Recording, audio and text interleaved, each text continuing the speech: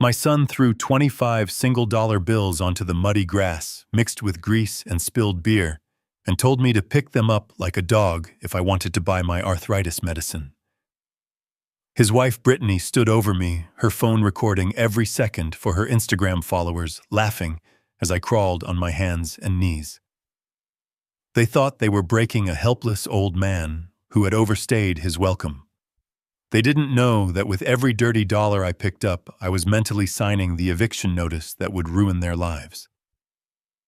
2 hours later, while they were sleeping off their expensive champagne hangovers, I sold their luxury house out from under them for cash.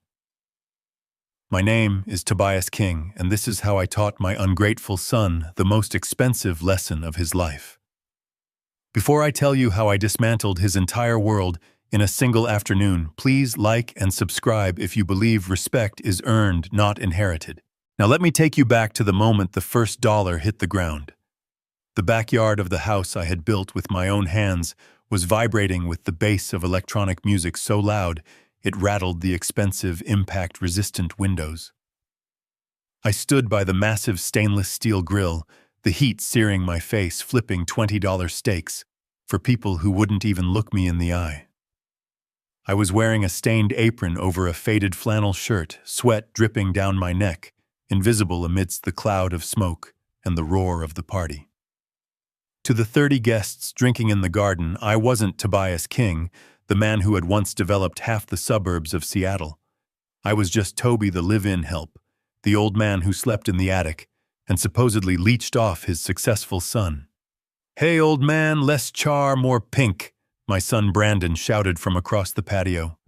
He was holding a crystal tumbler of scotch, wearing a designer suit that cost more than my first car. He snapped his fingers at me, a sharp, dismissive sound that cut through the music.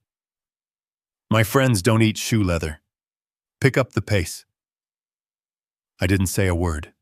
I just nodded and turned the steak. I had learned that silence was the only armor I had left in this house. Brandon turned back to his circle of friends, men in their early 30s who worked in advertising, and tech guys who thought they owned the world because they leased luxury cars. I heard Brandon laughing. "You know how it is," he said loudly, making sure I could hear. "I can't just kick him out. It would look bad for the brand. Plus, free labor is hard to find these days. He thinks he's earning his keep. It's adorable, really." A ripple of laughter went through the group. I gripped the metal tongs until my knuckles turned white. My arthritis flared a sharp, stinging pain in my joints, but I kept my face neutral. I had been enduring this for 3 years, ever since my wife Beatrice died, and I decided to downsize. Moving in with Brandon had seemed like a way to reconnect. I had transferred the title of this house into a trust for him years ago, a gift for his graduation, thinking it would give him security.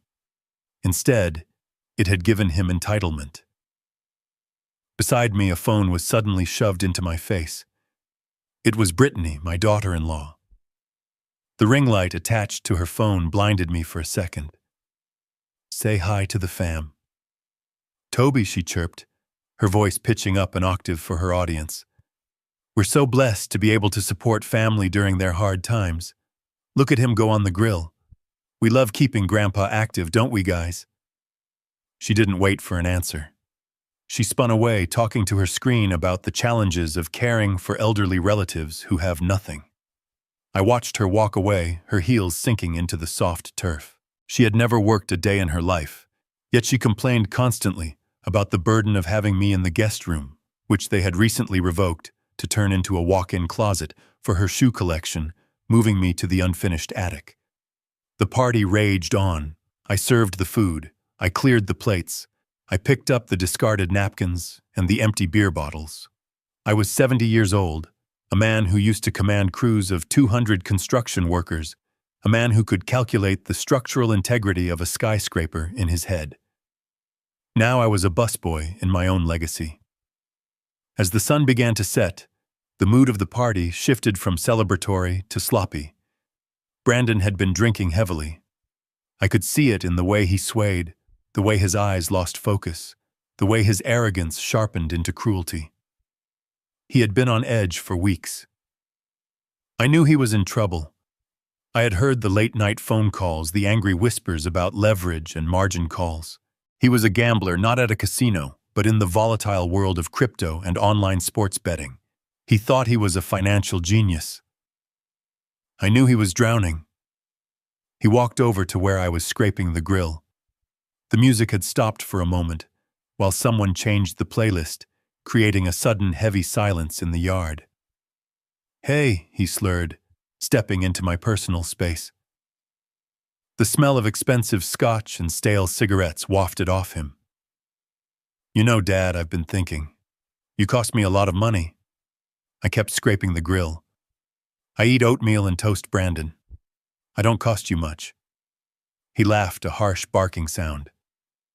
"Opportunity cost, old man. You take up space. Energy.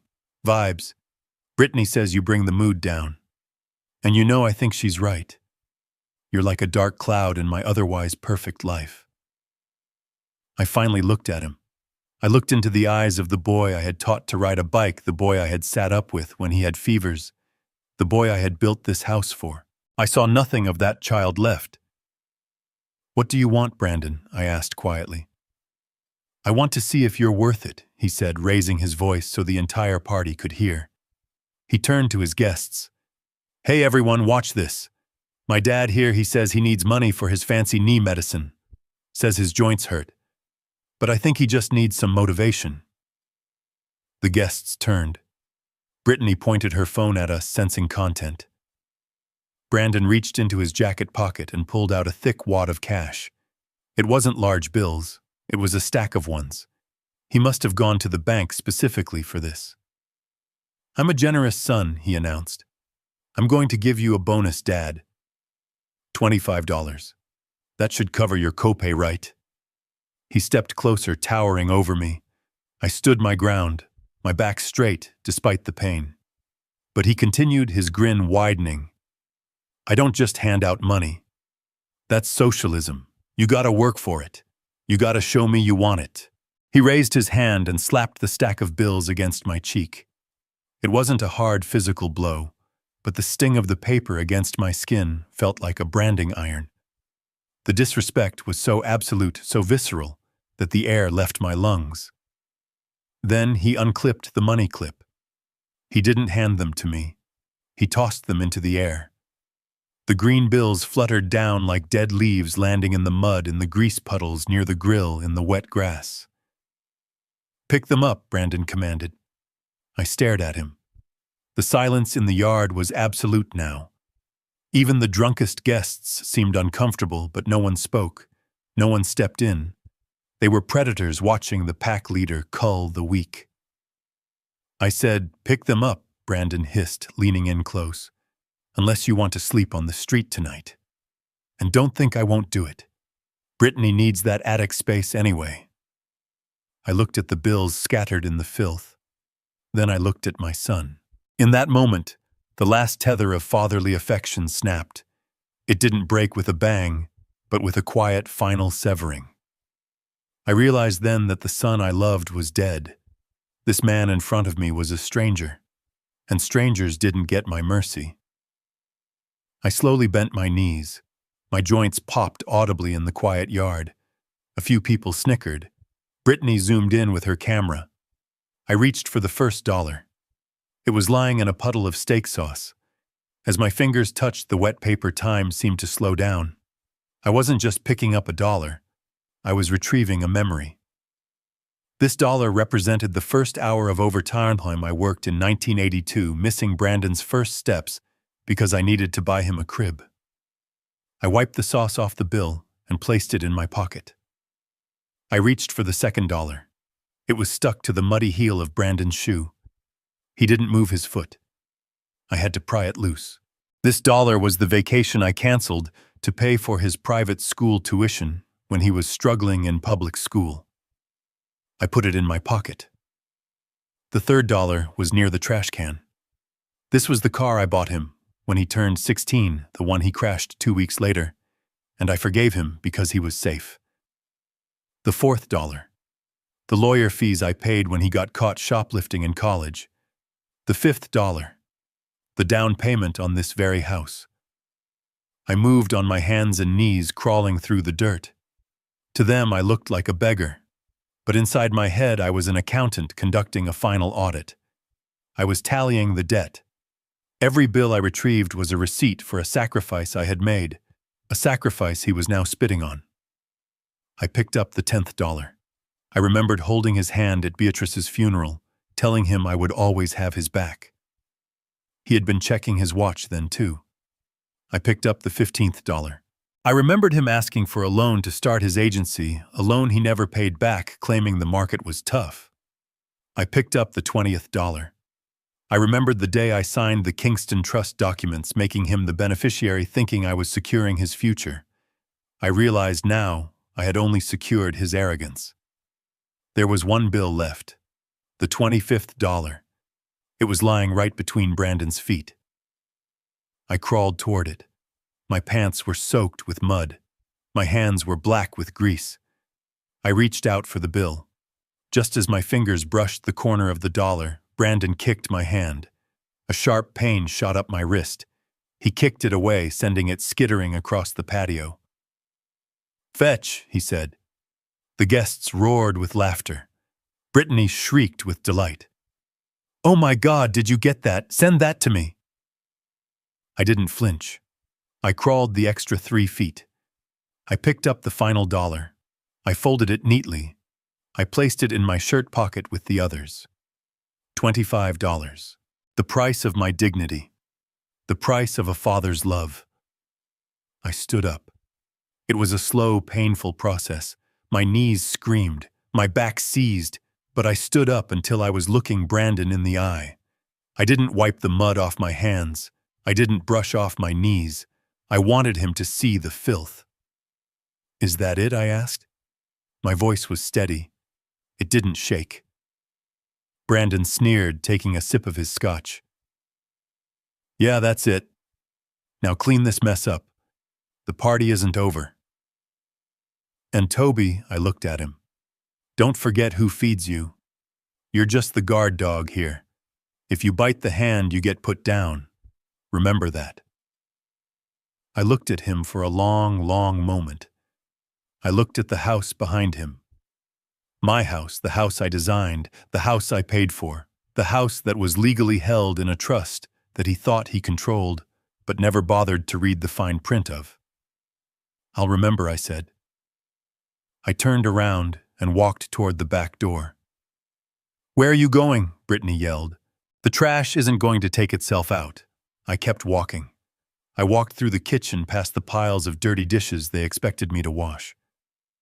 I walked up the back stairs past the guest rooms filled with their designer coats, up the narrow flight of stairs to the unfinished attic. It was sweltering hot up there.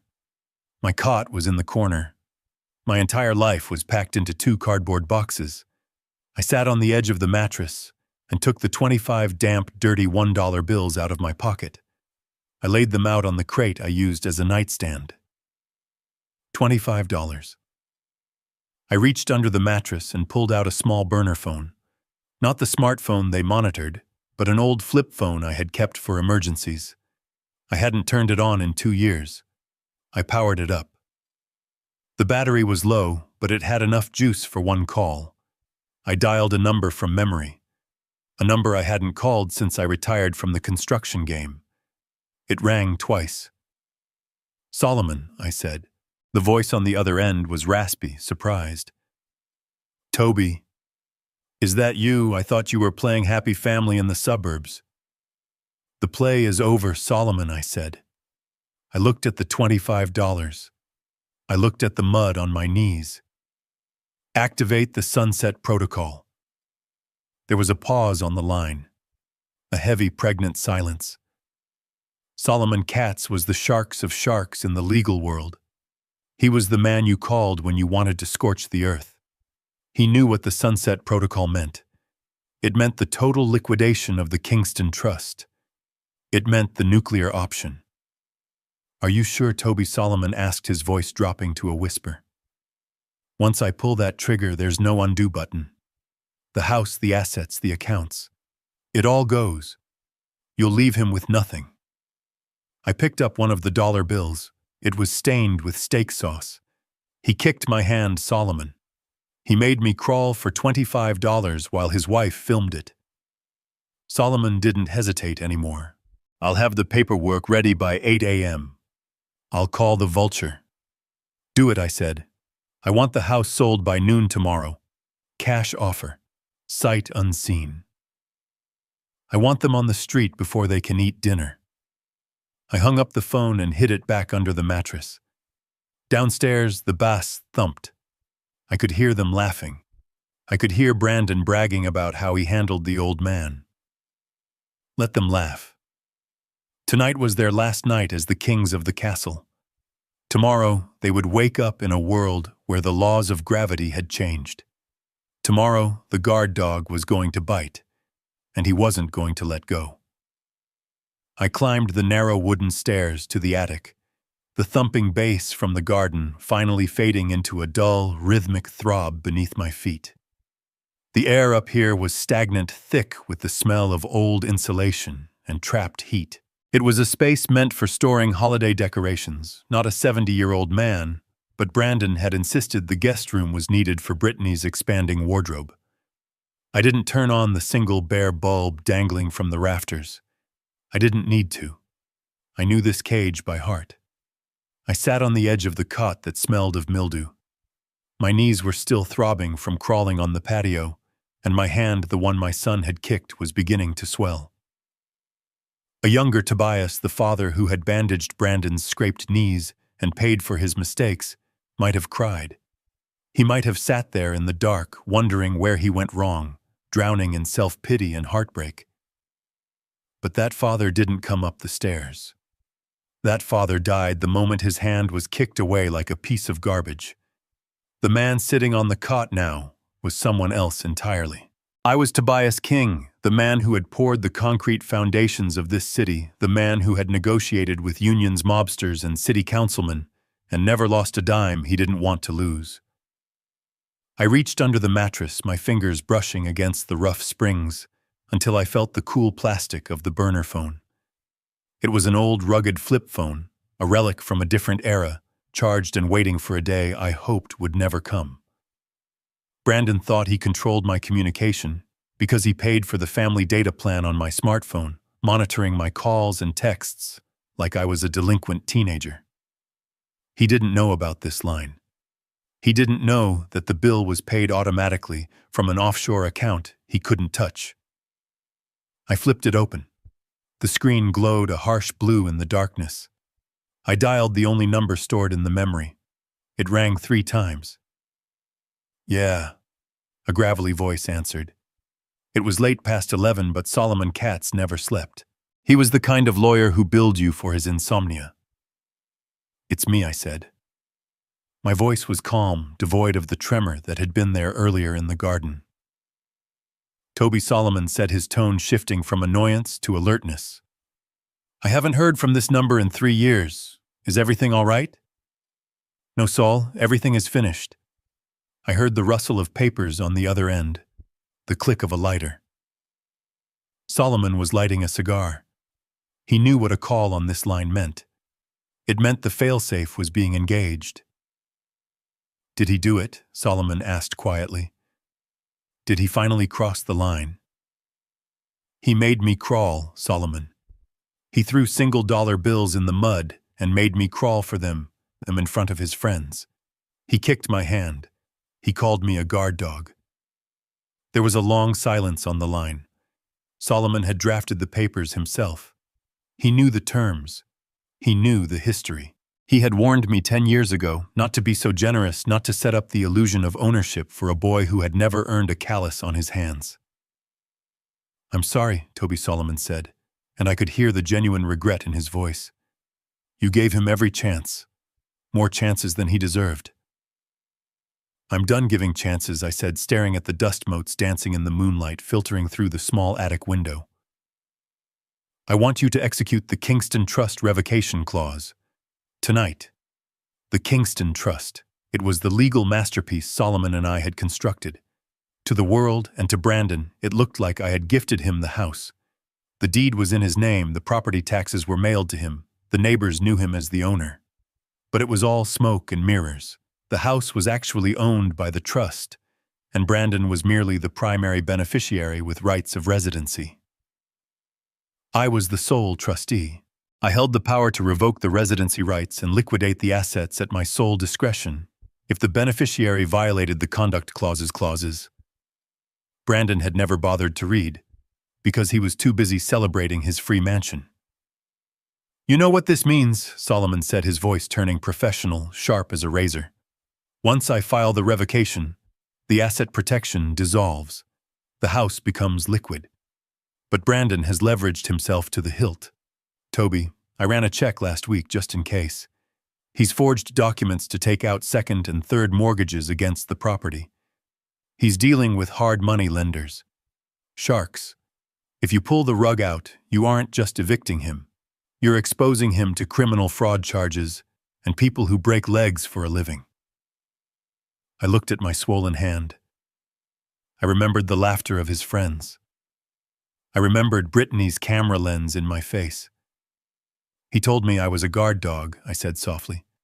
"He forgot that the guard dog owns the yard. Let the sharks eat him, Sol. I don't care anymore." "Understood," Solomon said. "I'll draft the paperwork now. I'll have the electronic filing ready for the courthouse the second it opens at 9. But Toby, we need a buyer.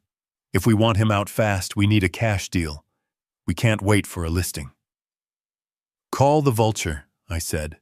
Solomon choked on his smoke. "Sterling, you want to sell to Victor Sterling? He's been trying to buy that lot to bulldoze it for condos for 5 years. He hates you. He hates Brandon even more." "Exactly," I said. "Sterling will buy it out of spite. He'll pay cash just to see the look on Brandon's face when the bulldozers show up. Call him. Tell him he can have it for 20% under market value if he closes by noon tomorrow. Tell him the condition is immediate vacancy." "You're cold," Toby Solomon whispered. "I haven't seen this side of you since the union strikes in 92. "The nice old man died in the backyard, Sol," I said. "Prepare the papers. I'm coming to your office in the morning. And Sol, yeah, send a cleaning crew. A big one. I want every trace of them gone by sunset." I snapped the phone shut. The conversation was over. The wheels were in motion. I lay back on the cot, but I didn't sleep. I listened to the party dying down below, the drunk goodbyes, the clinking of bottles. I heard Brandon and Brittany coming up the stairs, laughing, complaining about the mess I hadn't cleaned up yet. Let them laugh. They were sleeping in a house they no longer owned. They were walking on floors that had already been sold. For the first time in years, I didn't feel the crushing weight of disappointment. I felt the cold, hard clarity of business. I wasn't a father anymore. I was the CEO of my own life, and I was about to fire my only employee. I closed my eyes and waited for the sun to rise on their last day in paradise. The sun rose over Seattle with a blinding, cheerful intensity that felt almost insulting, given the carnage in the backyard. I had been awake since 4, moving through the house like a ghost, scrubbing the granite countertops and sweeping up the shattered glass from a broken wine bottle near the patio doors. The air inside still held the stale, sour reek of expensive champagne and regret, but I wasn't cleaning for them. I was cleaning because I wanted the property to look pristine for its new owner. The house had to be empty, broom clean, and ready for transfer by noon, and I was a professional. I had built this place to be a sanctuary, and I would leave it as a blank slate. At 9 o'clock, I heard the heavy thud of footsteps upstairs. A few minutes later, Brandon shuffled into the kitchen wearing a silk robe that was loosely tied, his eyes bloodshot and squinting against the morning light. Brittany followed him, wearing oversized sunglasses indoors and clutching her head as if it might fall off. They looked like the wreckage of a life lived entirely for the moment, devoid of substance or stamina. I stood by the coffee maker, the faithful servant, one last time, and poured 2 mugs of black coffee. I placed them on the island without a word. Brandon groaned, reaching for the mug with a shaking hand. He took a long sip and let out a sigh that rattled in his chest. "God, my head," he muttered. "The neighbors better not have called the cops last night." "They didn't," I said calmly. "I handled the noise complaints. He didn't thank me. He just grunted, accepting my intervention as his due right. He leaned against the counter, trying to summon the arrogance that usually fueled him, but he looked deflated, a balloon losing its air. "We need to talk, Dad," he said, avoiding my eyes. "About the living situation." I continued, wiping a spot on the counter that was already clean. "I'm listening." Brittany chimed in, her voice raspy. "We've been thinking, Toby. The attic. It's just not safe for you. With your knees and the heat. We're worried about your health." The lies rolled off her tongue with practiced ease. She wasn't worried about my health. She was worried about the square footage she was losing to an old man's cot. She wanted a podcast studio, or a shoe closet, or a meditation room she would use once for a photo and never step foot in again. Brandon reached into his robe pocket and pulled out a folded document. He smoothed it out on the quartz countertop. It was a brochure for a facility called Shady Oaks, a state-subsidized nursing home 3 towns over. I knew the place. I had built an extension there in the 90s. It smelled of boiled cabbage and despair. It was a warehouse for the forgotten. "I made some calls," Brandon said, tapping the paper. "They have a bed opening up next week. It's a great spot, Dad. Community, activities, medical staff on hand. It's what Mom would have wanted for you." He dared to invoke Beatrice. He dared to use the memory of the woman who had doted on him, who had shielded him from my discipline, to justify discarding me like a used appliance. My heart didn't even speed up. The ice in my veins just grew a little thicker. "You want me to leave," I stated flatly. "It's not about wanting you to leave," Brandon said, finally looking at me. His eyes were cold, dead things. "It's about evolution. Brittany and I are evolving. We need space. And frankly, having you here, it's holding us back." "You understand, right?" I understood perfectly. I understood that he had leveraged this house to the hilt to pay his gambling debts. I understood that he needed me gone so he could sell it, or rent out the rooms without a witness. I understood that he was a drowning man trying to use my head as a flotation device. I reached into the pocket of my flannel shirt. I didn't pull out my reading glasses. I pulled out a pen. "Where do I sign?" I asked. Brandon blinked, surprised by the lack of resistance. He expected a fight. He expected begging. He had prepared arguments, threats, maybe even another display of humiliation, like the $25. My surrender threw him off balance, but his greed quickly filled the gap. "Right here," he said, pointing to the bottom line of the admission form.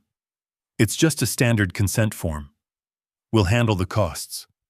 You don't have to worry about a thing." I looked at the paper. Then, with a smooth motion, I reached for a folder I had placed on the counter earlier, buried under a stack of junk mail.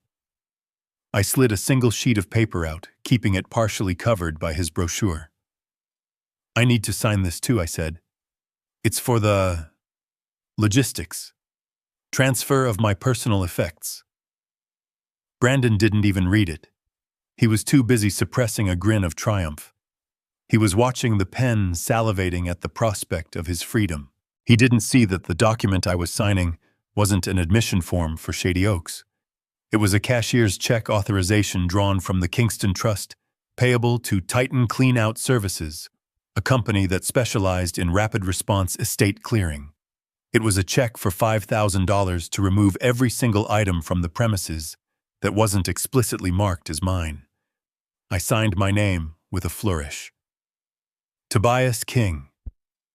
The signature was strong, sharp, the signature of a man who signed steel contracts, not the shaky scrawl of a geriatric patient. "There," I said, pushing the papers toward him. Brandon snatched them up. He looked at the signature, his eyes gleaming. He didn't notice the check underneath.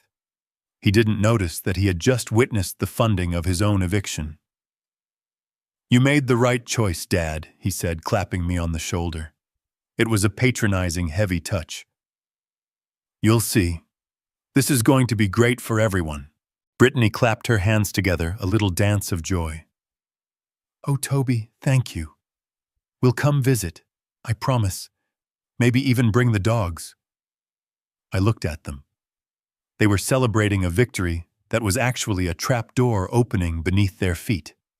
They were standing on air and they didn't even know it. I'm going to go pack, I said. Good, Brandon said, checking his smartwatch. I've got to head to the office. Big pitch today. Gotta keep the lights on right. He laughed at his own joke. He walked to the fridge, grabbed a bottle of water and chugged it.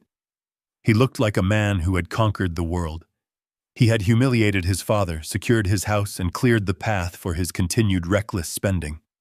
He had no idea that the office he was going to, his agency downtown, was about to receive a fax from Solomon Katz regarding a lien on his salary. I watched him grab his keys. I watched Brittany drift back upstairs to sleep off the rest of her hangover. See you tonight, Dad, Brandon called out as he opened the door to the garage. Maybe we'll order pizza. Celebrate. I didn't answer. The door clicked shut behind him. The sound was final. The heavy lock engaging was the sound of a vault closing. I stood alone in the kitchen. The silence settled around me, heavy and expectant. I looked at the clock on the microwave. It was 9:15. Solomon would be filing the papers at the courthouse in 45 minutes. The Vulture would be wiring the funds by 10:30. The cleaning crew was scheduled for 11. I picked up the mug of coffee I hadn't touched. It was cold. I poured it into the sink. Celebrate, I whispered to the empty room.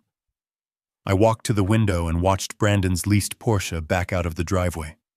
He revved the engine unnecessarily, a final shout of ego before peeling out onto the street. He was driving away from his life. When he returned, this driveway wouldn't be his. This kitchen wouldn't be his. Even the pizza he planned to order wouldn't be delivered here because by tonight, his name wouldn't be on the mailbox. I turned away from the window. I had work to do. I had to go up to the attic and mark my 2 boxes with blue tape. Everything else, the leather sofas, the 80-inch television, the closet full of designer shoes, was about to become trash. The nice old man was gone. The foreman was on site, and the demolition was about to begin. I slipped out the back door the moment Brandon's Porsche disappeared around the corner. I didn't take a bag. I didn't take a coat. I walked down the long driveway I had paved 10 years ago, leaving behind the only life I had known since retirement. A black town car was waiting for me at the curb. I had called it using the burner phone. The driver held the door open, treating me with a deference that felt strange after 3 years of being treated like invisible furniture. I slid into the leather seat, the cool air conditioning hitting my face, and for the first time in a long time, I didn't feel like a guest in someone else's world. I felt like the man who built it. We drove into downtown Seattle, the skyline rising up like a jagged graph of my own history. I had poured the concrete for half those towers. I knew the secrets buried in their foundations. The car stopped in front of the Katz & Associates building. I walked through the lobby, ignoring the security guard who squinted at my flannel shirt and worn jeans. I didn't stop at the reception desk. I walked straight to the private elevator, punched in a code that hadn't changed in 2 decades, and rode it to the top floor. Solomon Katz was waiting for me. His office was a fortress of mahogany and glass overlooking the Sound. He stood by the window, a short bulldog of a man who wore 3-piece suits like armor. When he turned to face me, he didn't smile. He looked at me with the weary expression of a man who had seen too many bodies buried. "You look like hell, Toby," he said, gesturing to a chair. "I feel like I just woke up from a coma." "Soul," I replied, sinking into the leather. "Let's get to business. Did you file the revocation?" Solomon nodded, sliding a thick file folder across the desk. "It was done at 9:01. The Kingston Trust is dissolved. The title has reverted entirely to you. Brandon has no legal standing to be on the premises. He is officially a squatter." "Good," I said. "Now about the sale." Solomon held up a hand. "Wait. Before we pull the trigger on the sale, you need to see this. I ran a full financial forensic on your son last night after you called. I wanted to know why he was pressing you so hard for $25. I wanted to know why he needed the attic space. He opened the folder.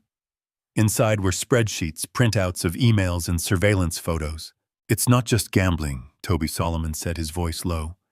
It's catastrophic. Brandon is underwater. Deep.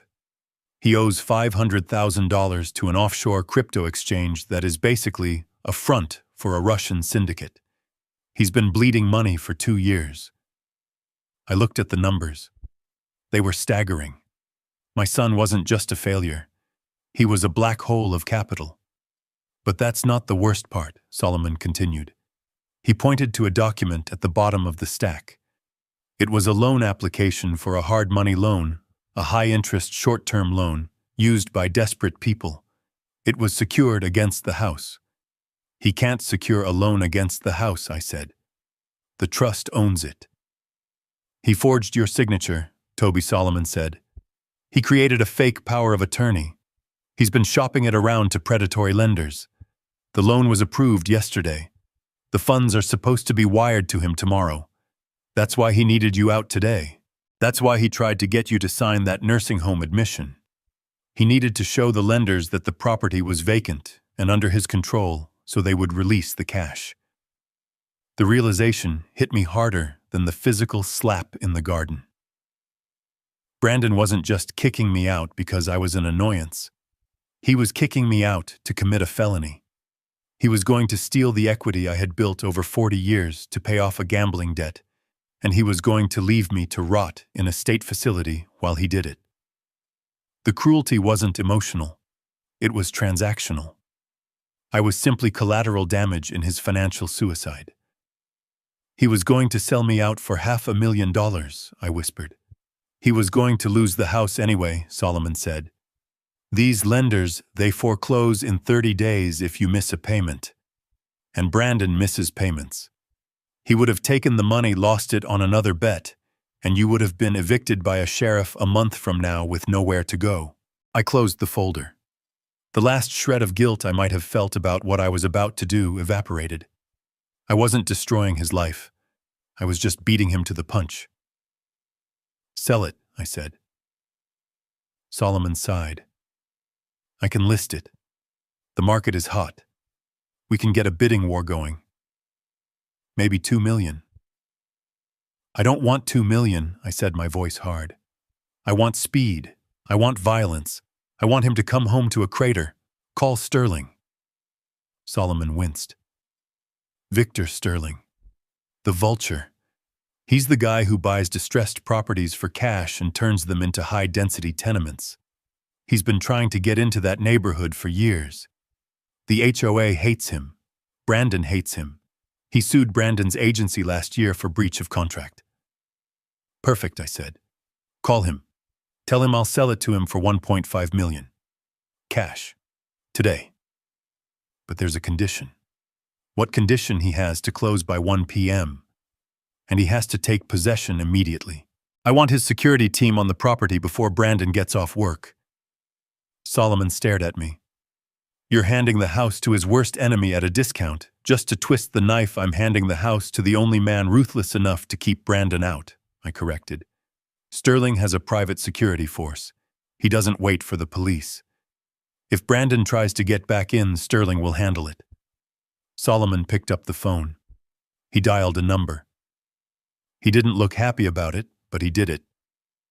Victor, it's Katz. Yeah, I have a deal for you. Tobias King is selling. No, not a listing. Off market. The Cherry Creek property, 1.5. But you have to wire the funds now. Yes, today. And you need to have boots on the ground by 5. I listened to the one-sided conversation. I watched Solomon's eyebrows go up. He says he's wiring the money, Solomon said, covering the mouthpiece.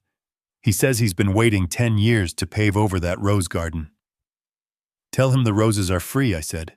Solomon finalized the details and hung up. It's done. The wire is initiating. The electronic deed transfer is queued. As of about 2 hours from now, you are homeless, Toby. And you're a millionaire again. I stood up and walked to the window. I looked down at the city. Somewhere down there, Brandon was sitting in a glass-walled office pitching a campaign he didn't understand to clients who didn't respect him, waiting for a loan that would never arrive to pay a debt that was about to swallow him whole. He thought he had solved his problem this morning when he handed me that brochure. He thought he had won. He didn't know that the game had ended yesterday. "Get the check ready," Saul, I said, "and call the cleaning crew. I want that house stripped to the studs.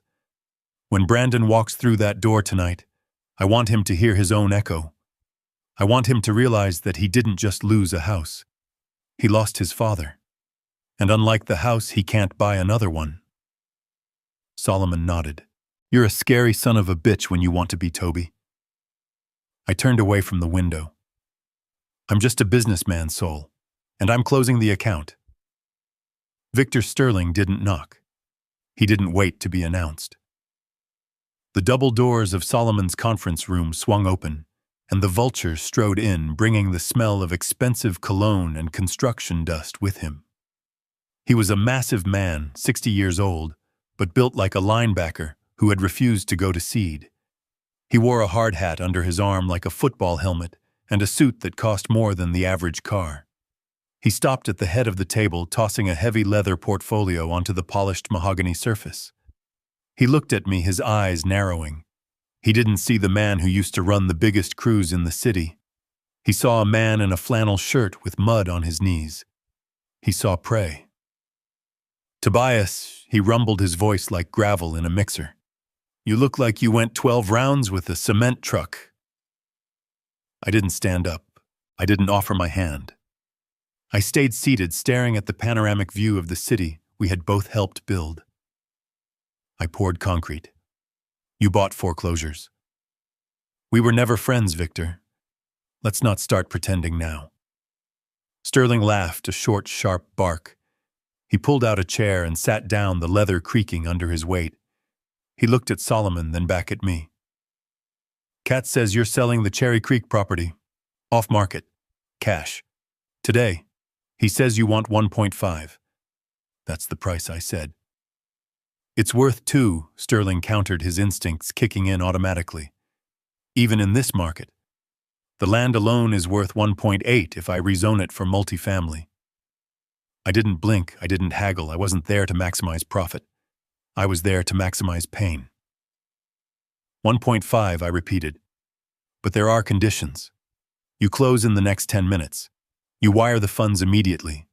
And you take physical possession of the property the second the wire clears." Sterling leaned back, tenting his fingers. He studied me. He was looking for the catch. In our world, a deal this good usually meant the foundation was cracked, or the EPA had found toxic waste in the soil. "Why?" he asked. "That house is your crown jewel, Toby. You built it for the kid. You told me 10 years ago you were building a legacy."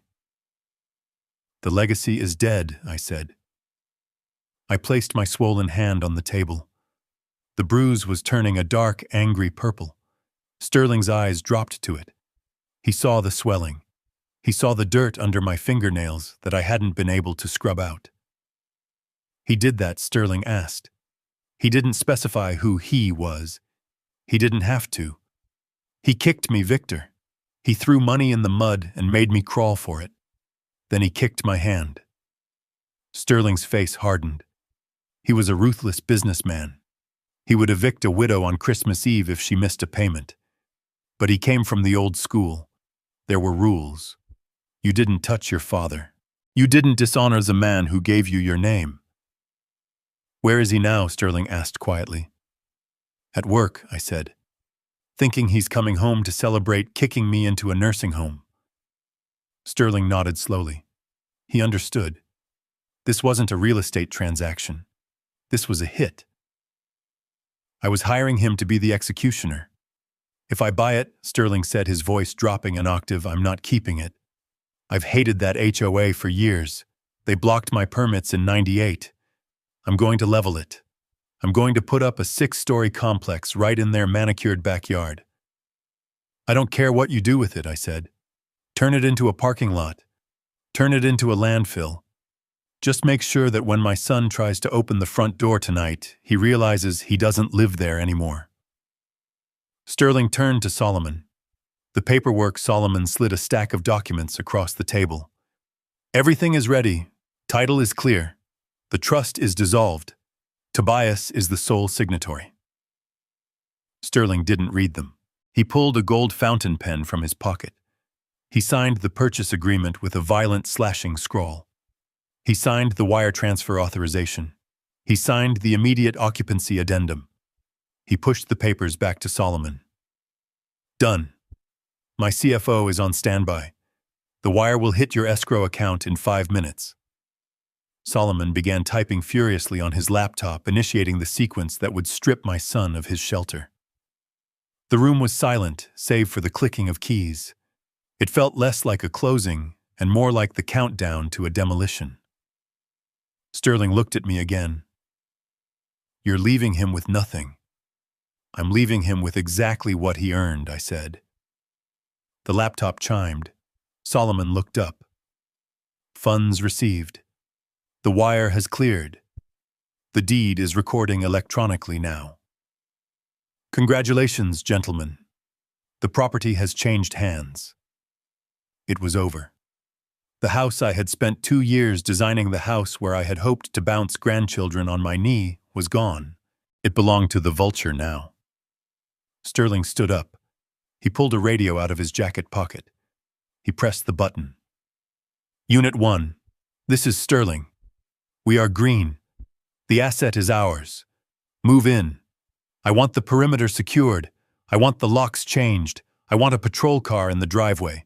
If anyone tries to access the property who isn't on my payroll, you detain them for trespassing." "Is that clear?" A crackly voice responded. "Copy that, Mr. Sterling. We are rolling. ETA 20 minutes. Sterling put the radio away. He looked at me with a strange expression. It wasn't pity. It was respect. "You're a cold bastard, Tobias," he said. I stood up. My knees popped. I felt lighter, as if the house had been a physical weight strapped to my back. "I'm just cleaning up a mess, Victor," I said. Sterling nodded. He picked up his hard hat. "I'll make sure he gets the message." He walked out the door, moving with the energy of a man who had just fed. I watched him go. I had just unleashed a shark into my son's aquarium. I turned to Solomon. "Where's the cleaning crew?" I asked. "They're meeting Sterling's guys at the site," Solomon said. "They have strict instructions. Personal items to the curb, furniture to the dump." "Good," I said. I walked to the door. I didn't look back at the view. I didn't look back at the contracts. "Where are you going?" Solomon asked. "To get a haircut," I said. "I can't start a new life looking like a servant." I walked out of the office. I didn't have a home. I didn't have a family. But I had $1.5 million in my account, and for the first time in 3 years, I had my pride. The clock was ticking. It was 11:30. Brandon was probably ordering lunch, laughing with his colleagues, completely unaware that the ground beneath his feet had just ceased to exist. The trucks arrived with the precision of a military strike at exactly 11 o'clock. They were unmarked white box trucks, massive and imposing, blocking the entire street. The neighbors peeked out from behind their curtains, wondering if Brandon was finally moving out, or if he was being raided by the feds. In a way, it was both. I stood on the porch, my hands in my pockets, watching the crew chief walk up the driveway. He was a man named Miller, thick-necked, and carrying a clipboard that held the power of absolute destruction. Mr. King Miller said, not offering a hand, just looking at the house like a butcher eyeing a carcass. "We have a work order for a total structure clean-out. The directive says, and I quote, 'Everything goes.' Is that correct?" "Everything goes," I confirmed. My voice didn't waver. "Every piece of furniture, every electronic device, every article of clothing. If it isn't in the attic marked with blue tape, it is garbage. I want the walls bare. I want the floors empty." Miller nodded. He turned to his crew, a team of 12 men in gray coveralls who looked like they could strip an engine block in 10 seconds. "Let's move," he barked. You heard the man. Treat it all as refuse. No boxing for storage. Straight to the crusher. They swarmed the house. It wasn't a move. It was an erasure. I walked inside and stood in the corner of the living room, leaning against the wall, watching the dismantling of my son's ego. They started with the entertainment center. Brandon had spent $20,000 on a home theater setup that he used to watch cartoons and play video games while his debts mounted. Two men grabbed the 85-inch OLED television off the wall. They didn't wrap it in bubble wrap. They didn't cover the corners. They simply ripped the mounting brackets from the drywall, leaving gaping holes, and marched it out the front door.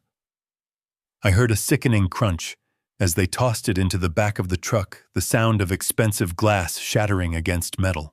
It was the sound of money burning. Next, they went for the bar. Brandon prided himself on his collection of rare bourbons and Japanese whiskeys. He had bottles worth $300 sitting on backlit shelves, bottles he would pour for his friends while making me clean up the spills. I watched a man sweep his arm across the shelf, knocking the crystal decanters and the limited edition bottles into a plastic trash bin on wheels. The smell of high-end alcohol filled the room, pungent and wasteful. A bottle of Pappy Van Winkle, the one Brandon had bragged about for months, rolled across the floor and stopped at my feet. I looked at it. I didn't pick it up. I kicked it gently toward the worker with the shovel. "It's all trash," I reminded him. He scooped it up and dumped it. Glass clinking against glass. The liquid wealth of a man who couldn't pay his mortgage draining away into a plastic bin. I followed the crew upstairs to what Brandon called his creative suite. This was the office where he supposedly worked, though I knew he spent most of his time there gambling on crypto exchanges and watching sports streams. The room was a shrine to his adolescence. It was filled with neon signs, limited edition figurines, and a gaming computer that hummed like a jet engine. The movers unplugged the computer tower without powering it down. They cut the cables with wire snips instead of untangling them. They grabbed his ergonomic racing-style chair, a chair that cost more than my first truck, and carried it out. One of the wheels caught on the doorframe and snapped off. They didn't pause. They dragged it three-wheeled and broken down the hallway. I looked at the desk. It was covered in betting slips and overdue notices he had tried to hide. I saw a photo of us taken 10 years ago at his graduation. He was smiling, his arm around my shoulder. I looked happy. I looked proud. Miller walked in with a black contractor bag. He swept the betting slips, the notices, and the framed photo into the bag in one motion. The glass of the frame cracked. My face and my son's face disappeared into the darkness of the plastic sack. "Take it all," I said. We moved to the master bedroom. This was Brittany's domain. The closet was a cavern of consumption. Racks of designer dresses she wore once for a photo and then discarded. Shelves of handbags that cost thousands. And the shoes. Brandon's sneaker collection. He had over 50 pairs of sneakers displayed on floating shelves. Air Jordans, Yeezys, limited collaborations. He treated them like holy relics. He would spend hours cleaning them with a toothbrush, while the gutters on the roof clogged with leaves because he was too busy to help me maintain the house. The crew didn't respect the hype. They grabbed the shoes by the handfuls. They didn't pair them up. A left shoe went into one bag, a right shoe into another. They crushed the heel counters. They scuffed the pristine leather. They treated these objects of worship like exactly what they were: old rubber and glue. I watched a pair of vintage high tops land in a bin filled with Brittany's dirty yoga mats. The disrespect was total. It was efficient. It was beautiful. Brittany's vanity table was next. Hundreds of bottles of serums, creams, and makeup. The tools of her trade. The armor she wore to convince the world she was happy. The movers swept it all into a bin. The sound of glass jars cracking, powders exploding, and perfumes mixing created a toxic floral cloud. Her identity was being liquidated. Her aesthetic was being shoveled into a dumpster. I walked out to the balcony while they stripped the mattress. I looked down at the driveway. The white trucks were filling up. The back of the first truck was a chaotic jumble of velvet chrome and plastic. It looked like the aftermath of a natural disaster, but the disaster was me. I was the hurricane. The neighbors were gathered on the sidewalk now. Mrs. Gable from next door was watching with her hand over her mouth. She saw the leather sofa being crushed by the compactor mechanism of the truck. She saw the Peloton bike being tossed on top of a pile of broken dining chairs. She caught my eye. I nodded to her. She didn't wave back. She looked terrified. Good. She should be. She had watched Brandon treat me like a servant for years and never said a word. I went back inside. The house was echoing now. The rugs were gone, revealing the hardwood floors I had installed myself. The curtains were torn down, letting the harsh noon light flood the rooms. It was stripped bare. It was a skeleton. I walked up the narrow stairs to the attic. This was the only room the crew hadn't touched. It was silent and hot. My life was sitting in the center of the room. It wasn't a truckload. It wasn't a mountain of debt disguised as luxury. It was a single battered cardboard box and a small metal lockbox. I opened the cardboard box. Inside was my old hard hat, scratched and dented from 30 years of job sites. There was a photo album of Beatrice and me from before we had money, when we were just two kids trying to build a life. There was a hammer with a hickory handle that had been shaped by the sweat of my palm. And there was a drawing Brandon had made when he was 5 years old. It was a crayon scrawl of a tall stick figure holding hands with a small stick figure. Dad and me, it said. I touched the crayon wax. I remembered that day. I remembered him looking up at me with hero worship in his eyes. I took the drawing out of the box. I looked at it for a long time. Then I folded it in half. I folded it again. And I walked over to the trash can in the corner of the attic, the only trash can that hadn't been emptied yet. I dropped the drawing in. That was the hardest part. Selling the house was business. Destroying the furniture was justice. But throwing away the memory of the boy he used to be, that was an amputation. I picked up the metal lockbox. This contained my passport, the deeds to my other properties, and the bank books for the accounts Brandon didn't know existed. It contained my freedom. I carried my box downstairs. The house was empty. The crew was sweeping the floors, removing the last traces of dust and debris. The walls were blank canvases. The echo of my footsteps sounded lonely, but clean. Miller was waiting by the front door. "We're done, Mr. King," he said. "The trucks are loaded. We're heading to the municipal dump." "Do you want the receipt?" "No," I said. "Just burn it." He nodded and walked out. I stood in the center of the living room. I looked at the spot where the 85-inch TV used to be. I looked at the spot where the liquor cabinet had stood. There was nothing left. No evidence that Brandon King had ever lived here. No evidence that he had ever tried to be a big shot. His entire existence in this house had been scrubbed away in 4 hours. I walked to the kitchen island. It was the only piece of furniture left because it was built into the floor. I reached into my pocket and pulled out a single bottle of wine. It was a bottle of Screaming Eagle worth $3,000. I had plucked it from the trash bin when the crew wasn't looking. Not to save it for Brandon, but to drink it myself. I didn't have a corkscrew. I used the small knife on my keychain to dig the cork out, crumbling it into the wine. I didn't care. I didn't have a glass. I drank from the bottle. The wine was rich, complex, and tasted like victory.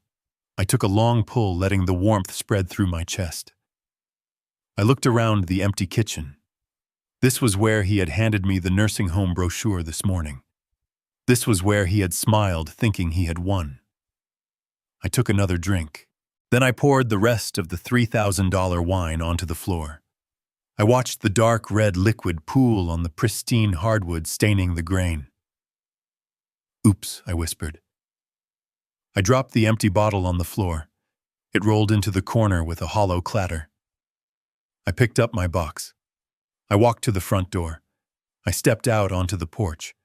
The locksmith was already there, drilling out the core of the smart lock Brandon had installed. He looked up as I exited. "Ready for the new hardware?" he asked. "Install the deadbolts," I said. "The heavy ones. And disable the keypad. I want physical keys only." He nodded and went to work. I reached into my pocket and pulled out a plain white envelope. It was thick. Inside were 25 single-dollar bills, the same dirty steak sauce-stained bills I had crawled for last night. I licked the adhesive and sealed the envelope.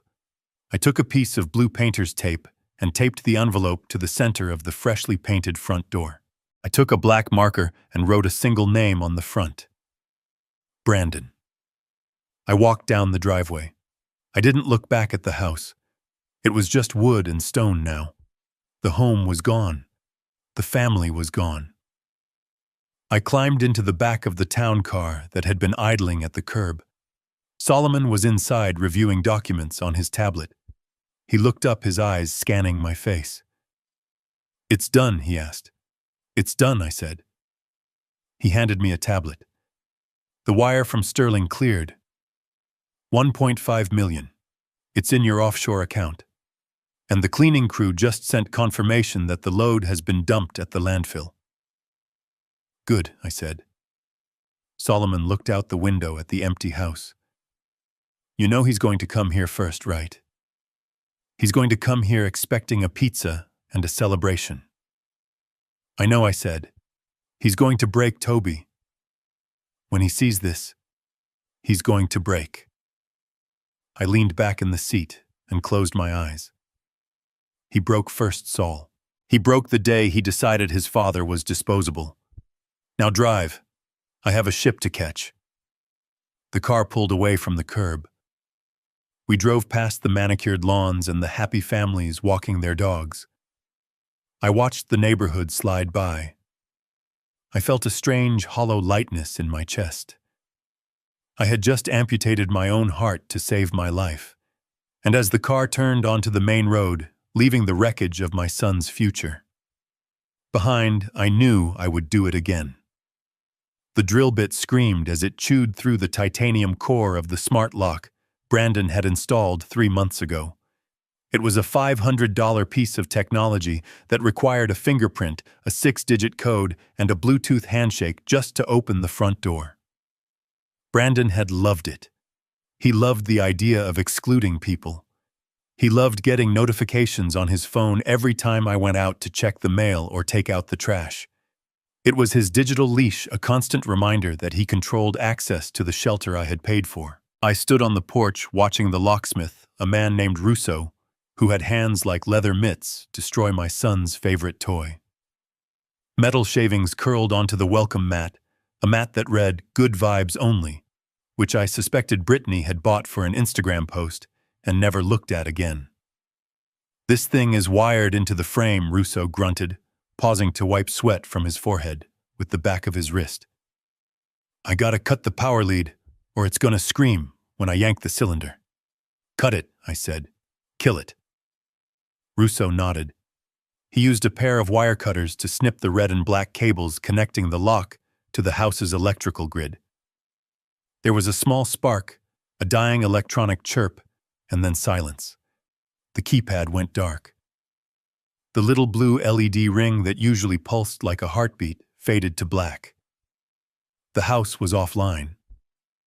I watched him install the new hardware. It wasn't smart. It wasn't connected to the cloud. It was a heavy-duty single-cylinder deadbolt made of solid brass. It opened with a key, a jagged piece of metal you had to hold in your hand. It was mechanical, reliable, and indifferent to Wi-Fi signals. It was the kind of lock that said the person inside wasn't playing games. While Russo moved to the back door to repeat the process, I walked back inside for the final inspection.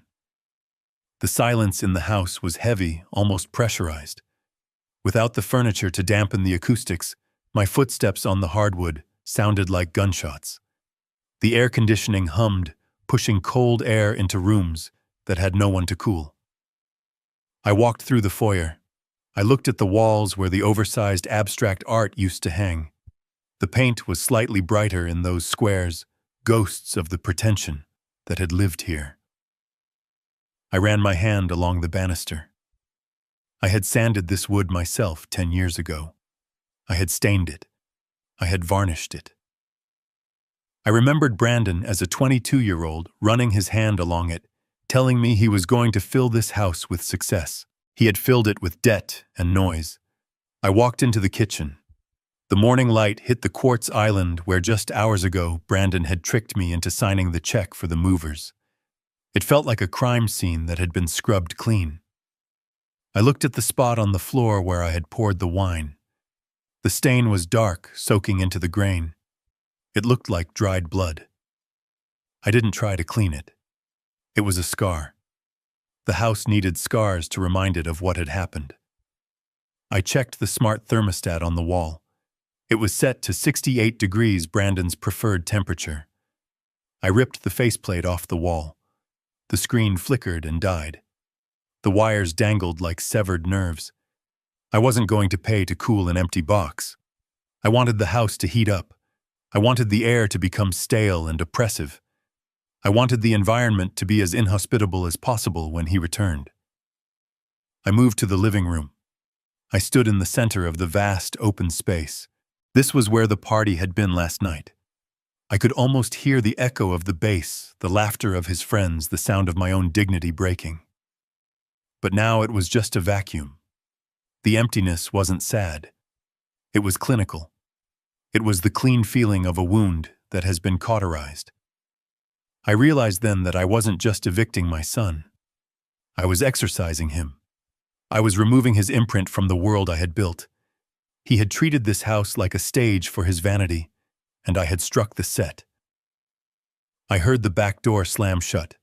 Russo walked in, tossing a set of heavy brass keys into the air and catching them. "Back door is secured," he said, his voice echoing in the cavernous room. "Side garage door is bolted from the inside. Windows are locked. This place is a fortress, Mr. King. Nobody gets in unless they have a battering ram or one of these."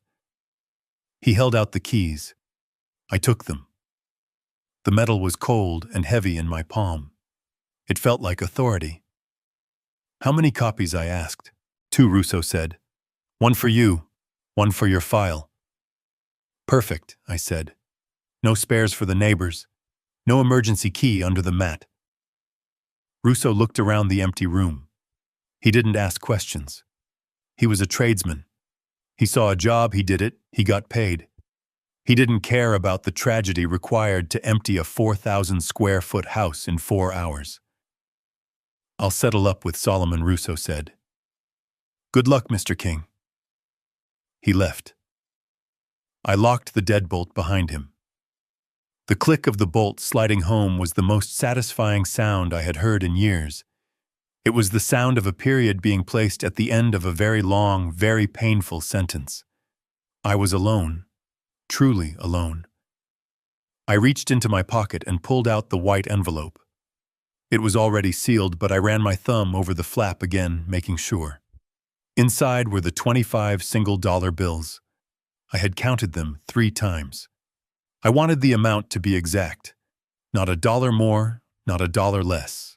I took a roll of blue painter's tape from my back pocket, the same tape I had used to mark the boxes in the attic.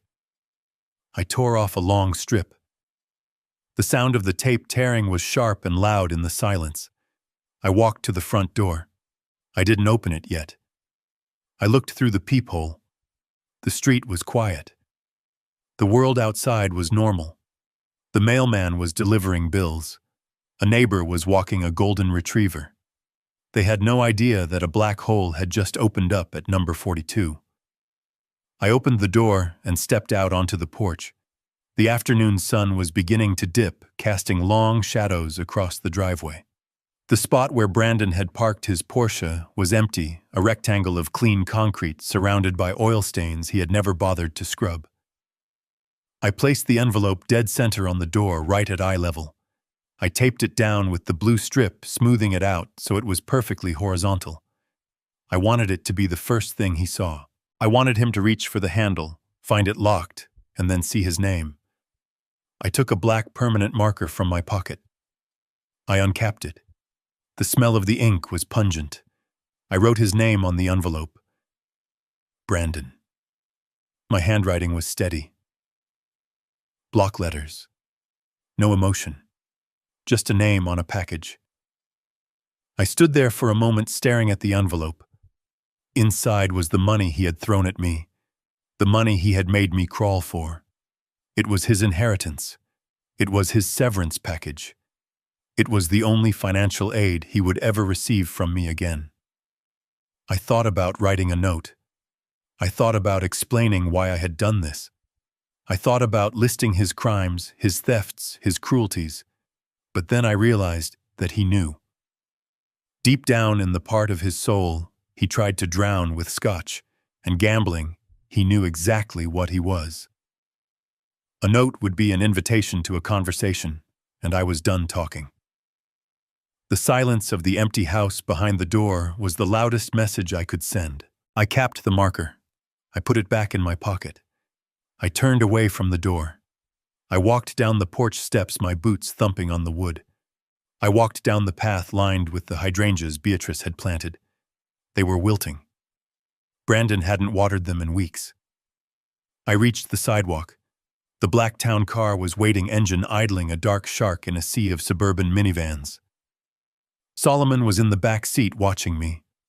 I stopped at the curb and looked back at the house one last time. It looked the same as it had this morning. The siding was the same color. The roof was the same pitch. But it felt different. The soul of the house was gone. It was just a structure now, an asset on a balance sheet, a weapon that had been fired. I didn't feel sad. I didn't feel happy. I felt light. The weight of the secret, the weight of the abuse, the weight of the hope that he would change it, was all gone. I had cut the anchor chain. I opened the car door and slid into the cool interior. The door closed with a solid thud, sealing out the neighborhood, the memories and the future my son thought he had. Solomon looked at me. He didn't say anything. He just nodded. I looked straight ahead. "Drive," I said. As the car pulled away, I didn't look in the rearview mirror. I didn't need to see the house getting smaller. I knew it was gone. I was already moving toward the horizon, toward the ocean, toward a world where $25 was just enough to buy a drink on a deck, and not the price of a father's dignity. At 5:30 in the afternoon, the sun was casting long, golden shadows across the perfectly manicured lawns of Cherry Creek. It was the kind of lighting that real estate agents pray for, the kind that makes a house look like a dream. Down the street, the roar of a turbocharged engine shattered the suburban peace. It was Brandon's Porsche, leased with money he didn't have, tearing around the corner with the reckless speed of a man who believes he has just conquered his own destiny. I wasn't there to see it, but I know exactly how it played out. I know because I know my son. I know the playlist he listens to when he thinks he's winning, heavy bass, aggressive lyrics about money and power. I know the way he grips the steering wheel, tapping his fingers high on the adrenaline of what he perceives as success. He pulled into the driveway, braking hard at the last second, leaving a fresh skid mark on the concrete I had poured. The engine cut, and for a moment they just sat there in the sudden silence. I imagine they looked at the house, my house, their house, nobody's house, and sighed with relief. To them, the structure wasn't just wood and stone. It was a vault that had finally been cracked open. Brittany opened the passenger door first. She stepped out, her heels clicking on the pavement. She was carrying 3 shopping bags from high-end boutiques. They had celebrated lunch by spending the money Brandon expected to receive from the predatory lender the next morning. She looked up at the facade, scanning the windows. Finally, she said, her voice carrying in the quiet air, "I feel lighter already. Can you feel it?" The negative energy is gone. Brandon climbed out, loosening his tie. He looked at the garage door, then at the second-story windows. He was already calculating. He was already spending the equity he thought he had just unlocked. "Yeah," he said, walking around the car to join her. "It feels huge. I can't believe he's actually gone. I thought he'd put up more of a fight." Brittany laughed, a sharp, unkind sound. He knew he had no choice. "You were amazing this morning, babe. You really put your foot down." They walked up the path together, swinging their arms, the picture of a young, successful couple returning to their castle. They didn't notice that the blinds were gone. They didn't notice that the porch furniture had vanished. They were too busy planning the demolition of my memory. "First thing tomorrow," Brittany said, gesturing grandly at the front of the house. "I want to get a contractor in here. We need to rip out that kitchen island. The quartz is so dated. I want marble, Italian marble, and the attic I'm thinking a content studio. Ring lights, soundproofing, maybe a green screen. I need a space to create." Brandon nodded, fishing for his phone in his pocket. "Done. The loan hits the account at 9 a.m. We'll have $50,000 cash just for renovations. I'm thinking I'll turn the basement into a cigar lounge. Leather chairs, humidor, big screen. A place for the boys. No more old man smelling up the place with his liniment." They reached the porch steps. They were beaming. They were two children playing house with dynamite. Brandon stepped up to the door. He didn't look at the lock. He didn't need to. He had programmed the geolocation feature on his phone to unlock the door automatically as he approached. He expected to hear the familiar electronic chime, the whir of the motorized deadbolt, retracting the green LED ring, pulsing a welcome. He stepped onto the welcome mat. Silence. He stopped. He frowned, looking down at his phone. He tapped the screen, refreshing the app. "That's weird," he muttered. "It's not connecting." Brittany sighed, shifting her shopping bags. "Probably the Wi-Fi. You know how cheap he was with the internet plan. Just punch in the code." Brandon put his phone away. He reached out to touch the sleek black glass panel of the smart lock. He expected it to wake up to illuminate the numbers in cool blue light. His finger touched cold, dead metal. Nothing happened. The screen remained black. There was no beep. There was no light. He tapped it again, harder this time. "Come on," he said, irritation creeping into his voice. "Wake up." He pressed his palm against it. He tried to shake the handle. It was solid, immovable. "What is going on?" Brittany asked, stepping up beside him. "Is the battery dead?" "It shouldn't be," Brandon snapped. "I changed it last month. Maybe he messed with the router before he left." Just to be petty. He pulled his phone out again. He opened the app. A spinning wheel of death greeted him. Then a message popped up in red text. "Device not found." He cursed. He kicked the bottom of the door. "Open the door." Brandon. Brittany whined. "My feet hurt." "I'm trying," he yelled back. "The system is offline.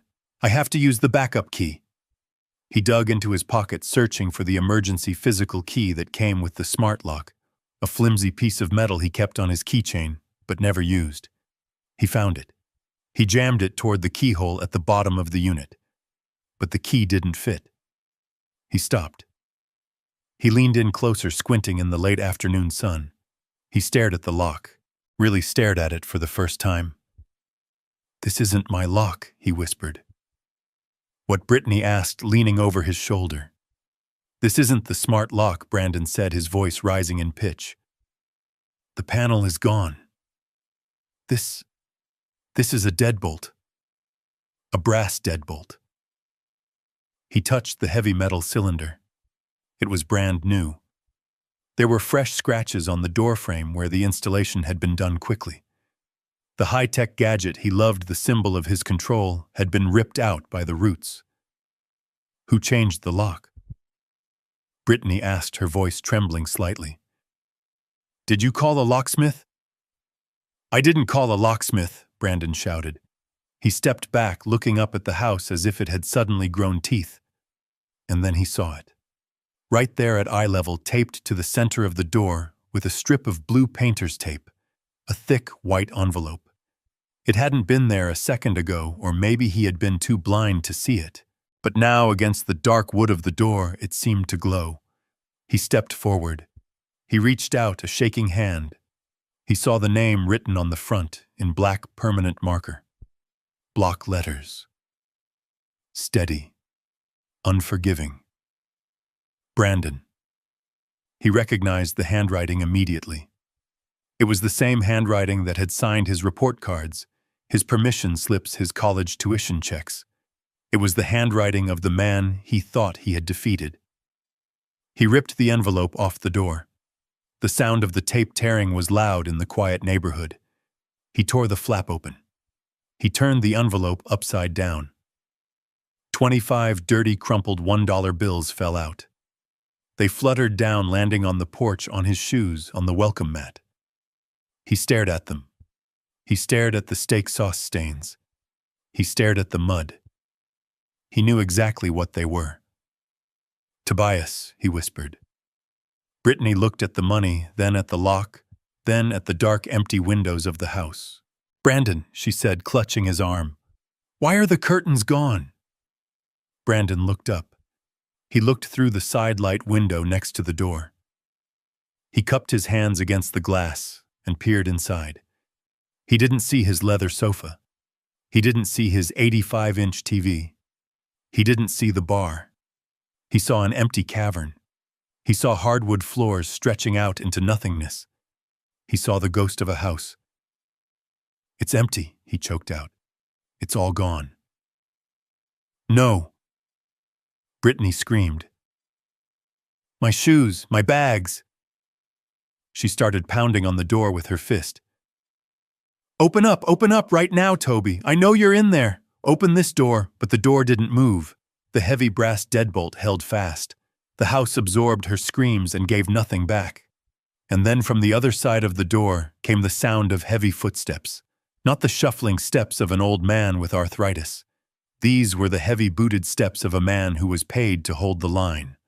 The lock clicked, not an electronic chirp, but the heavy mechanical clack of a tumbler turning. Brandon stepped back, a flicker of hope crossing his face. Dad, he asked. Dad, is that you? Look, if this is a joke. The door swung open. But it wasn't me standing there. It wasn't the father he could manipulate. It wasn't the guard dog he could kick. Standing in the doorway, filling the frame, was a man in a black tactical uniform with a badge on his chest that read, Vulture Security. He was 6'4", with a face like a slab of granite. Can I help you? The guard asked, his voice flat and menacing. Brandon stammered. I live here. This is my house. Where is my father? The guard crossed his arms. He didn't blink. Nobody lives here, sir. This is private property owned by Sterling Development, and you are trespassing. I suggest you step off the porch before I detain you. Brandon looked at the guard. He looked at the $25 scattered at his feet. He looked at his wife, who was hyperventilating, clutching her shopping bags. And for the first time in his life, Brandon King realized that the ground beneath his feet didn't belong to him. It never had. The security guard didn't move a muscle when Brandon started screaming. He stood there like a statue, carved out of granite, his arms crossed over his chest, his eyes hidden behind polarized sunglasses that reflected my son's distorted, red-faced reflection back at him. Do you know who I am? Brandon shouted, spit flying from his mouth. I am the owner of this property. I have the deed. I have the mortgage papers. Call the police right now, or I will sue you and your entire company into the ground. The guard simply tapped the badge on his chest. Vulture Security. We have a contract with the owner, Mr. Sterling. You are not on the list. I am the owner. Brandon yelled, his voice cracking. He turned to Brittany. Call 911. Tell them we're being threatened. Tell them my father has lost his mind and hired thugs to lock us out. Brittany was fumbling with her phone, her hands shaking so hard she dropped one of her shopping bags. A bottle of expensive perfume shattered on the porch, the smell of gardenias mixing with the scent of fear. I stood just inside the foyer, hidden by the shadows of the empty house. I listened to my son unravel. It was a sound I had expected to bring me joy, but instead, it just brought a cold, clinical satisfaction. It was like hearing an engine seize up because the owner never bothered to change the oil. Predictable, avoidable, final. I stepped forward. I signaled the guard with a small nod. He saw me and stepped aside, opening the path like a gatekeeper. I walked out onto the porch. Brandon stopped screaming mid-sentence. He looked at me and his jaw literally dropped. He blinked once, twice, as if his brain couldn't process the visual data it was receiving. He was expecting the old man. He was expecting the hunched figure in the stained flannel shirt, the guy with the muddy knees and the apologetic eyes. He was expecting the guard dog. But the guard dog was gone. The man standing before him was the wolf. I was wearing a charcoal gray bespoke suit cut from Italian wool that I hadn't worn in 5 years. It fit perfectly. My shirt was crisp white, starched stiff. My shoes were polished to a mirror shine reflecting the evening light. I had gone to my old barber, a man who knew how to use a straight razor, and he had shaved years off my face. My hair was trimmed tight, precise, professional. I didn't look 70. I looked like a man who could buy and sell Brandon's entire life before breakfast. Dad. Brandon whispered. The word came out like a question, as if he wasn't sure he knew me. I stood tall, my shoulders back. I didn't look at his shoes. I looked him dead in the eye. It's Tobias, I said. My voice was different too. Deeper. Resonant. The voice I used in boardrooms, not kitchens. What? What are you wearing? Brandon stammered. Why are you dressed like that? And why is this guy saying you sold the house? I didn't answer his question. I didn't owe him explanations about my wardrobe. I reached into the inner pocket of my jacket. I didn't pull out a handkerchief to wipe his tears. I pulled out a blue legal folder. I tossed it at him. It wasn't a gentle toss. I threw it with force. It hit him square in the chest, forcing him to grab it reflexively. Read it, I said. Brandon opened the folder. His hands were trembling violently now.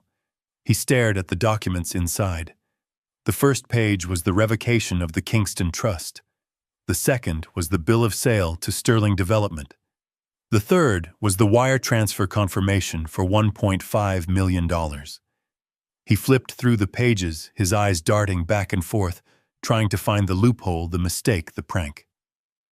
He stopped on the signature page. He saw my signature. Bold. Black. Final. You sold it, he choked out. You actually sold it. He looked up at me, his face a mask of betrayal. How could you do this? This is my house. You gave it to me. You signed the papers 10 years ago. I took a step closer. I invaded his space. For the first time in his life, he shrank away from me. I never gave you the house, Brandon. I said, my voice low and hard. I put the house in a trust. A trust is a privilege, not a right. It has conditions. It has clauses. I lived here, he shouted. I paid the utilities. Sometimes you were a beneficiary, I corrected him. A tenant with delusions of grandeur. You didn't own the bricks. You didn't own the land. You didn't even own the air you breathed inside those walls. Brandon waved the papers. But you can't just sell it out from under me. I have rights. I have tenants' rights. You have to give me 30 days' notice, I laughed. It was a dry sound. Read paragraph 4, section B of the trust agreement, I said. The one you signed without reading because you were too busy picking out paint colors. Immediate revocation of residency upon evidence of gross misconduct or abuse of the trustee. Abuse, Brandon sputtered. I didn't abuse you. I pointed to the envelope taped to the door. The $25. You threw money in the dirt and made me crawl, I said. You kicked my hand. You filmed it. That is abuse, Brandon. And in the legal world, that is a breach of contract. Brittany grabbed Brandon's arm. She was looking at the folder, reading the numbers. 1.5 million, she squeaked. You sold it for 1.5 million cash, I said. Closed at noon. The money is already offshore. Brandon looked at the house, then back at me. The reality was setting in. The walls were gone. The equity he was counting on to save him from the loan sharks was gone. But the loan, he whispered, his face turning the color of ash. The hard money loan. I promised them the title tomorrow. They're wiring the money in the morning. If I don't have the house as collateral, they'll break your legs, I finished for him. Or worse. He looked at me with terror in his eyes. Dad, you have to stop this. You have to undo it. If I don't get that money, they'll kill me. You can't let them kill me. I looked at him. I looked at the man who had treated me like a servant for 3 years. I looked at the man who had decided I was disposable the moment I became inconvenient. I'm not letting them do anything, I said. I'm just letting you experience the consequences of your own business dealings. I turned to the guard. Remove them from the porch, I said. They are loitering. Wait, Brandon grabbed my sleeve. He was crying now. Real tears. Not tears of sorrow, but tears of a terrified child who realizes the safety net is gone. Dad, please. Where are we supposed to go? Where is our stuff, my computer? Brittany's shoes. I carefully removed his hand from my sleeve. I brushed the fabric where he had touched me as if wiping away dirt. I leaned in close so only he could hear me. You asked me where your house is, I said softly. I pointed to the document in his hand. I didn't sell your house, Brandon. I sold mine. I stepped back. And as for your stuff, I pointed toward the horizon, toward the city dump. Check the landfill. I hear they close at 6. You better run. Brandon stood on the porch of the house that wasn't his, staring at the document in his hands, as if it were a death certificate. His eyes darted across the page, reading the same paragraph over and over again, his lips moving silently as he tried to comprehend the legalese that had just dismantled his existence. I knew exactly which clause he was reading. It was Article 9, Section C, the revocability of the grantor. The clause stated in plain English that I retained the absolute right to dissolve the trust at any time for any reason without notice. It was the fail-safe I had built into the foundation of his life, a structural beam he had assumed was load-bearing, but was actually a trap-door. It says here that the trust is dissolved. Brandon stammered, his voice thin and reedy. It says the beneficiary rights are terminated, effective immediately. He looked up at me, his eyes wide and wet, like a deer staring into the headlights of a semi-truck. That means I have no equity, he whispered. The 10 years, the appreciation, the market value.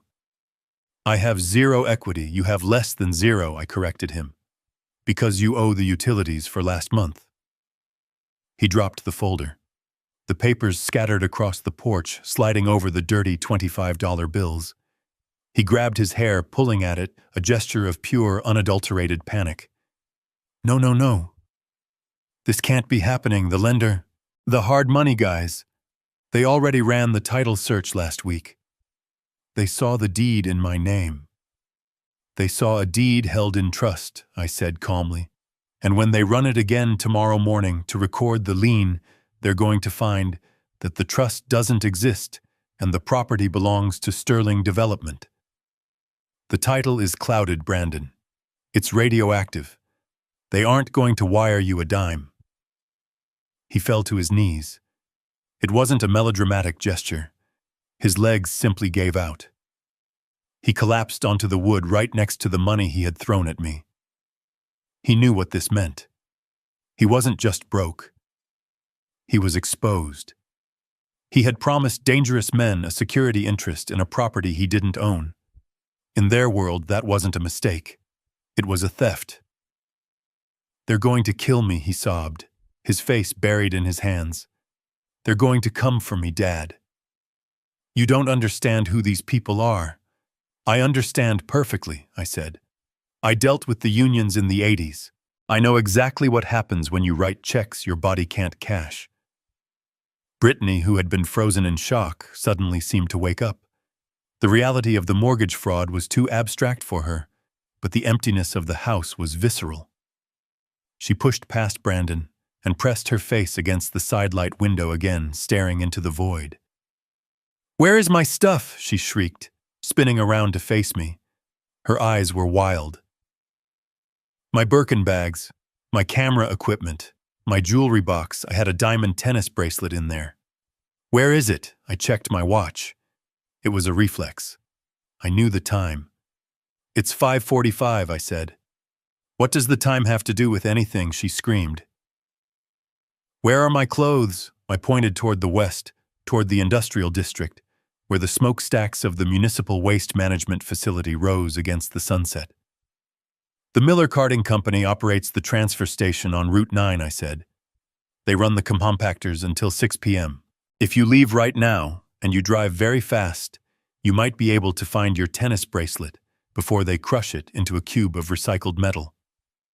Brittany stared at me, her mouth opening and closing like a fish.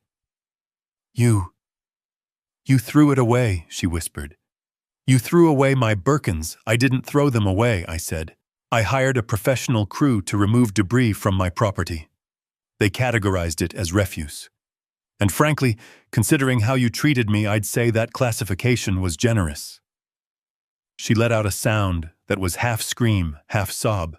She lunged at me, her manicured claws reaching for my face. "You monster," she yelled.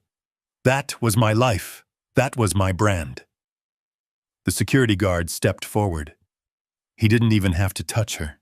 He just interposed his massive bulk between us, a wall of black nylon and indifference. Brittany bounced off him and stumbled back against the railing. "I suggest you start driving, Mrs. King," the guard rumbled. "The landfill charges a fee for late entry." Brittany looked at the guard, then at me, then at Brandon sobbing on the floor. She realized then that there was no appeal process. There was no manager to call. The customer service department of her life had been permanently closed. She didn't help Brandon up. She didn't offer him comfort. She looked at him with the same disdain she had looked at me with for 3 years. "You fix this," she hissed at him, spitting the words. "You told me the house was ours. You told me you had it handled." Brandon looked up, his face streaked with tears and snot. "Britt, please. I didn't know." "You're a loser," she said. "A broke, lying loser." She grabbed her shopping bags, the only assets she had left in the world, and marched down the steps. She didn't run to the car to drive to the dump. She started walking down the driveway, tapping furiously on her phone. She was calling an Uber. She was cutting her losses. The rat was leaving the sinking ship before the water even reached her ankles. Brandon watched her go. He reached out a hand, but he didn't call her name. He knew she wouldn't turn around. He looked back at me. He looked at the suit, the shoes, the cold expression of a man who had finally had enough. "Dad," he whispered. "Please. I have nowhere to go. My cards are maxed. My car lease is up next month. I have $500 in my checking account." I looked at the $25 scattered around his knees. "You have $525, I corrected him. He picked up a muddy bill. He stared at it. "You can't leave me here," he said. "Not with them coming for me. Let me inside. Let me hide here, just for a night." "I can't," I said. "It's not my house. Mr. Sterling is very strict about liability. If you're on the property after dark, you're trespassing, and his security team carries zip ties. I turned my back on him. It was the hardest thing I had ever done, and the easiest. It was the surgery required to cut out the rot. I walked down the steps. The security guard fell in step behind me, escorting the owner off the site, leaving the intruder to his fate. "Wait!" Brandon screamed. "Dad, what am I supposed to do?" I stopped on the bottom step. I didn't turn around. "You're a creative director, Brandon," I said to the air. "Create a solution." I walked to the town car. Solomon had the door open. I slid inside. I saw Brandon through the tinted glass. He was scrambling to pick up the muddy dollar bills, shoving them into his pockets with frantic, shaking hands. He was salvaging the only inheritance he had left. He looked small. He looked like a stranger. "Drive," I said to the driver. The car pulled away. I watched my son on the porch of the empty house, clutching $25, waiting for the wolves to arrive. And for the first time in years, I slept without dreaming. The town car idled at the stop sign at the end of the block. I told the driver to wait. I wasn't leaving until the job was finished.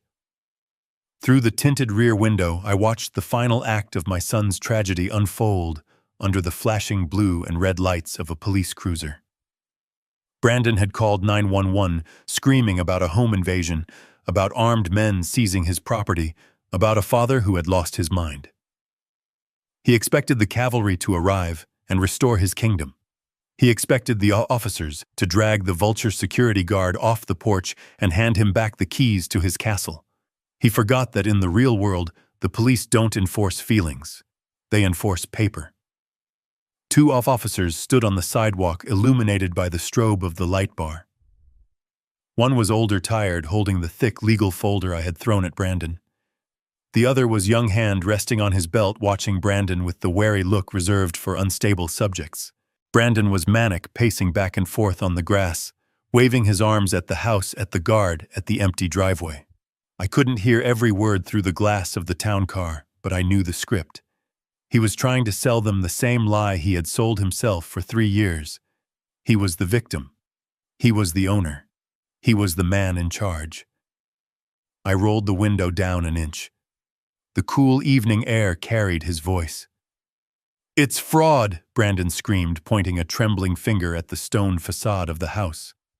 "He stole it from me. That man is my father, but he's senile. He doesn't know what he's doing. I have rights. I have established residency. You can't just kick me out without an eviction notice." The older officer closed the folder. He adjusted his glasses. He didn't look impressed. He walked over to Brandon, his movements slow and deliberate. He handed the folder back. Brandon didn't take it. It fell to the grass, landing next to the muddy dollar bills. "Sir," the officer said, his voice carrying the heavy weight of finality. "I've reviewed the documents. I've spoken to the representative from Sterling Development on the porch. The title transfer is legal. The trust revocation is notarized. This is a civil matter, but as it stands, you are trespassing on private commercial property." Trespassing. Brandon choked. "I live here. My clothes are in there." The officer shook his head. "According to the new owner, the property was purchased vacant. If you have a dispute regarding personal items, you'll need to file a claim in civil court. But right now, the owner has requested you vacate the premises. If you remain, I will have to arrest you for criminal trespass and disturbing the peace." Brandon stared at the cop. The color drained from his face, leaving him looking like a wax figure melting in the heat. The authority he thought would save him had just sided with the paperwork. The law didn't care about his sob story. The law cared about the signature at the bottom of the deed.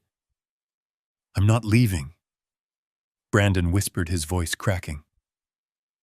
"I have nowhere to go." "That is not our problem, sir," the officer said. "Step onto the public sidewalk or turn around and put your hands behind your back. It's your choice." Brandon stumbled backward. He crossed the property line, his Italian leather shoes hitting the public asphalt of the street. He was officially exiled. He stood there shivering in the mild evening air, stripped of his shelter, his status, and his dignity. But the police were the least of his problems. As the officers got back into their cruiser to fill out their report, a black SUV turned the corner. It wasn't a police vehicle.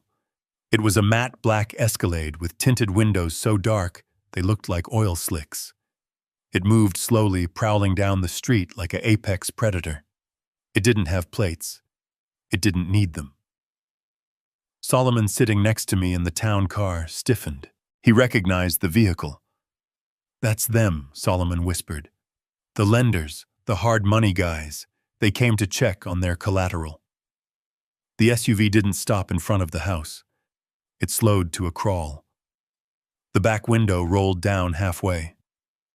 I couldn't see a face inside, just the glowing ember of a cigarette and the outline of a heavy shoulder.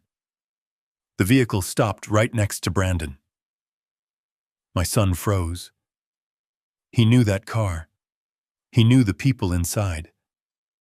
He had promised them the title to my house by 9 a.m. tomorrow morning. He had borrowed money against an asset that he no longer controlled. In the world of high-interest street loans that is called theft. The man in the back seat didn't say a word. He didn't have to. He simply extended a hand out the window and pointed. He pointed at the empty house. Then he pointed at the vulture security guard standing on the porch. And finally, he pointed at Brandon. It was a silent calculation. The collateral was gone.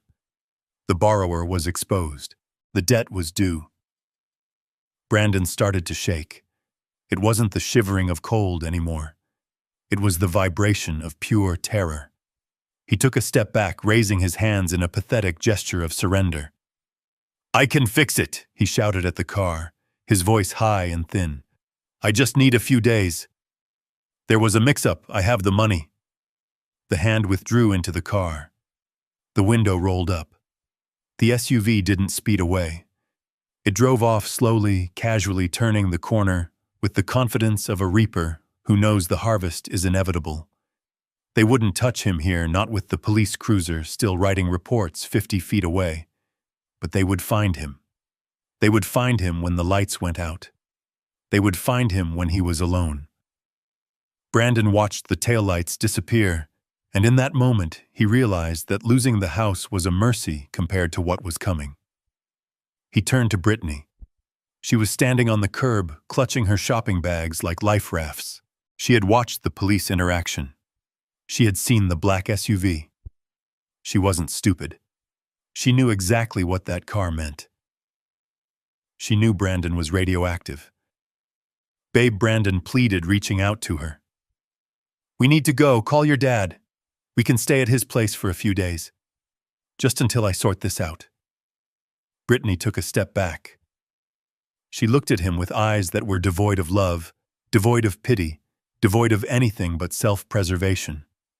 She saw a man with no house, no money, and a death mark on his back. She saw a liability. "My dad," she scoffed. "My dad hates you, Brandon. He always said you were a fraud." And he was right. "Brittany, please," Brandon begged, tears streaming down his face. "I'm your husband." "Not for long," she said. She pulled her phone out. She wasn't calling her father. She was checking her Uber app. A silver sedan was pulling up to the curb, its hazard lights flashing. It was her escape pod. "You told me you handled it," she hissed at him. "You told me the house was ours. You lied to me. You lied to everyone. I'm not going down with you. I'm not getting my legs broken because you can't stop gambling." She opened the back door of the Uber. She threw her shopping bags inside. "Brittany, don't leave me!" Brandon screamed, grabbing at her arm. She shook him off with a violence that surprised him.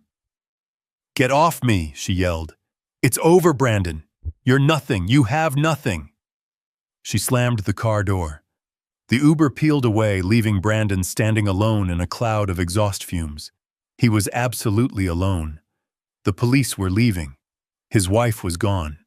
His creditors were hunting him. His father was watching from a tinted car down the street, feeling nothing but the cold satisfaction of a job finished. Brandon looked around wildly. He looked at the sky. He looked at the ground. He realized he was holding something in his hand. He looked down. It was the wad of dirty $1 bills. The $25. He clutched them to his chest. He fell to his knees on the sidewalk. He didn't scream anymore. He just sobbed a dry, heaving sound that racked his body.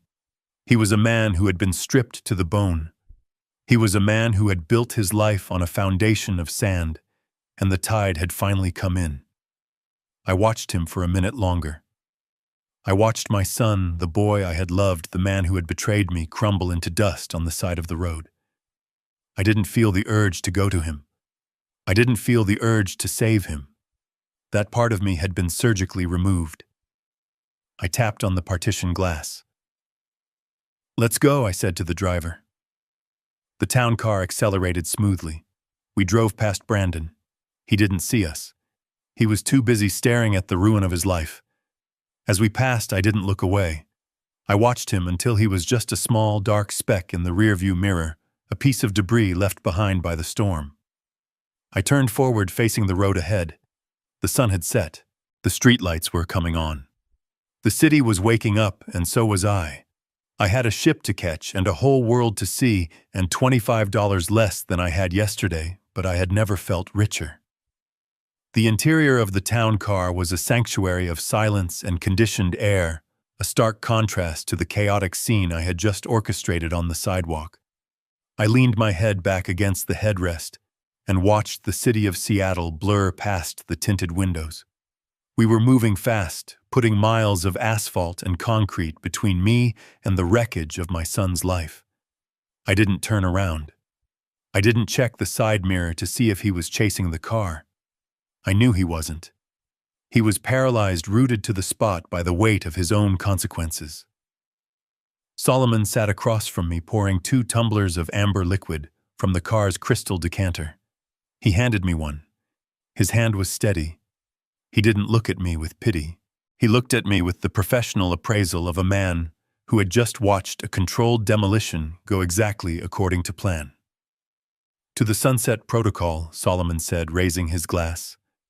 "To clean breaks," I replied. We drank. The whiskey was smooth, warming the cold, hollow place in my chest where my patience used to be. Solomon set his glass down and opened his tablet, his face illuminated by the blue glow of the screen.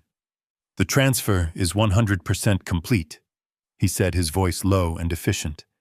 "The funds are secure in the Cook Islands Trust. The house is legally Sterling's property. The utilities have been transferred to his holding company. As far as the state of Washington is concerned, Tobias King is a ghost. You have no fixed address, no liabilities, and no dependents." "No dependents," I repeated. The words tasted better than the whiskey. Solomon looked at me, his dark eyes searching my face for a crack in the armor. "You know he's going to try to sue, right? He'll find some ambulance chaser to file a wrongful eviction suit. He'll cry elder abuse in reverse. He'll say you were incompetent." "Let him," I said, watching the highway lights streak by. "Lawyers cost money, Sol. Retainers cost money. Filing fees cost money. Brandon doesn't have money. He has $25 and a stack of maxed-out credit cards. By the time he finds a lawyer willing to take a case on contingency against a trust that no longer exists, I'll be in the middle of the Pacific Ocean." Solomon chuckled, a dry, rattling sound. "You really thought of everything." "I had 3 years to think," I said. 3 years of sleeping in an attic. 3 years of being the butt of the joke. 3 years of watching them spend my legacy on sneakers and brunch. You learn a lot about people when they think you're powerless. You see their true faces. We merged onto the highway leading to SeaTac International Airport. The traffic was light. The city skyline was a cluster of jewels against the darkening sky. I used to look at those buildings and feel proud that I helped build them. Now I just saw them as cages for people like Brandon, people running on a hamster wheel of debt and appearance. "You have $1.5 million liquid," Solomon said, tapping his tablet, "plus your other holdings. You're a wealthy man, Toby. What are you going to do with it? Real estate stocks. I have a guy in hedge funds who could double it in 5 years. I shook my head. No more investments, Sol. No more building. No more saving for a rainy day. It rained today, and I survived the flood. I reached into my pocket and pulled out the 25 single-dollar bills I had salvaged from the envelope before taping it to the door. I hadn't given them all to Brandon. I had kept one. Just one. It was stained with mud and grease. I smoothed it out on my knee. You know what true wealth is, Sol? I asked. Solomon raised an eyebrow. Tax-exempt municipal bonds. I laughed. No. True wealth is the ability to walk away. It's the ability to wake up in the morning and not have to apologize for existing. It's the ability to eat a steak without someone telling you you cooked it wrong. It's having a door that only you have the key to. I folded the dirty dollar bill and tucked it into the breast pocket of my suit right next to my heart. This dollar isn't money, I said. It's a ticket. It's a reminder. If I ever start feeling guilty, if I ever start wondering if I was too hard on him, I'm going to look at this dirty piece of paper and remember that he thought this was all I was worth. The car slowed as we approached the departure terminal. The lights of the airport were blindingly bright, promising destinations and new beginnings. We pulled up to the curb. The driver opened the door. The air smelled of jet fuel and possibility. Solomon didn't get out. He stayed in the car, the keeper of secrets, the guardian of the paperwork. Have a good trip, Mr. King, he said. Send me a postcard from somewhere warm. I stepped out onto the sidewalk. I didn't have any luggage. I had bought a new wardrobe online and had it shipped directly to the ship in Miami. I was traveling light. I'll send you a picture of the ocean, Sol, I said. I closed the car door. The limo pulled away, disappearing into the stream of traffic. I turned toward the terminal doors. I walked through the automatic sliding glass, joining the stream of travelers. I wasn't Tobias the contractor anymore. I wasn't Toby the guard dog. I was just a man with a first-class ticket to Miami and a reservation on a world cruise that didn't have a return date. I walked through security. I walked to my gate. I boarded the plane. And as the wheels lifted off the runway, leaving the ground behind, I looked down at the sprawling city of Seattle one last time. Somewhere down there in the dark, my son was learning how to survive. I hoped he would figure it out. But for the first time in 32 years, it wasn't my job to teach him.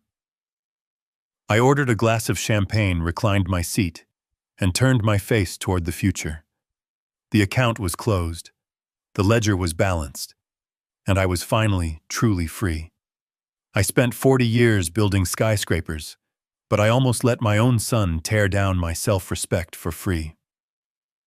I learned that you cannot buy love with silence, and you cannot teach a man to walk if you carry him everywhere. Enabling disrespect isn't kindness. It's a slow poison that destroys both the giver and the taker. Real family isn't defined by blood or inheritance, but by mutual respect. If someone treats you like an option, remove yourself from the equation. Walking away wasn't an act of cruelty. It was the only way to save the little life I had left.